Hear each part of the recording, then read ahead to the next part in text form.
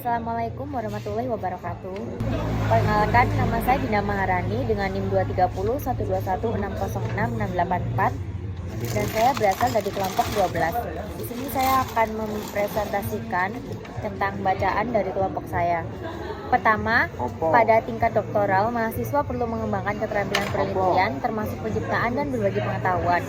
Proses ini merupakan bagian dari manajemen pengetahuan yang menjadi fokus dalam pengembangan lingkungan pembelajaran terdistribusi.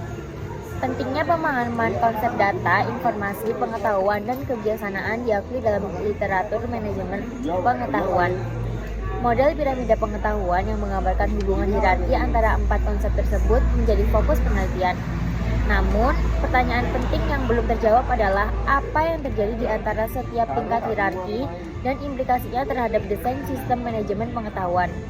Makalah ini bertujuan untuk mengisi kekosongan penelitian tersebut dengan menyajikan model piramida pengetahuan yang direvisi dan membahas implikasinya.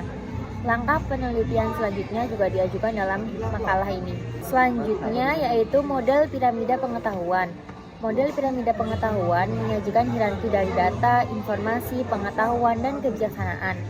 Beberapa penulis memandang hierarki ini dari bawah ke atas, dimulai dari data hingga kebijaksanaan, sementara yang lain melihatnya dari atas ke bawah. Meskipun pendekatan ini berbeda, proses transformasi dari data menjadi kebijaksanaan tetap hampir sama. Data adalah fakta-fakta terpisah, informasi adalah data yang disusun secara bermakna, dan pengetahuan adalah informasi dalam konteks tertentu.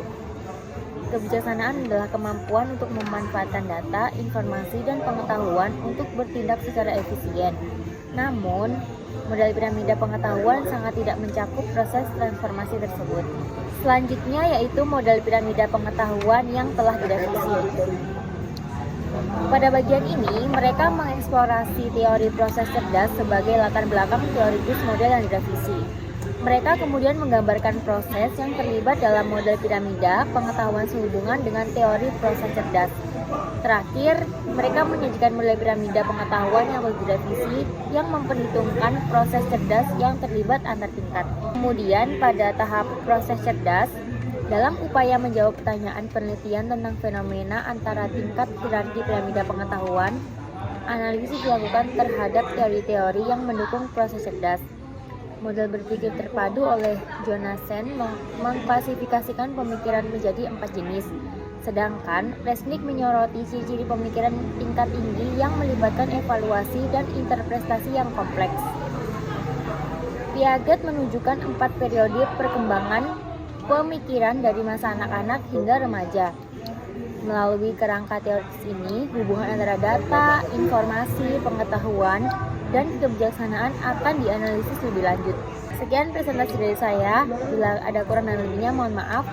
Wassalamualaikum warahmatullahi wabarakatuh.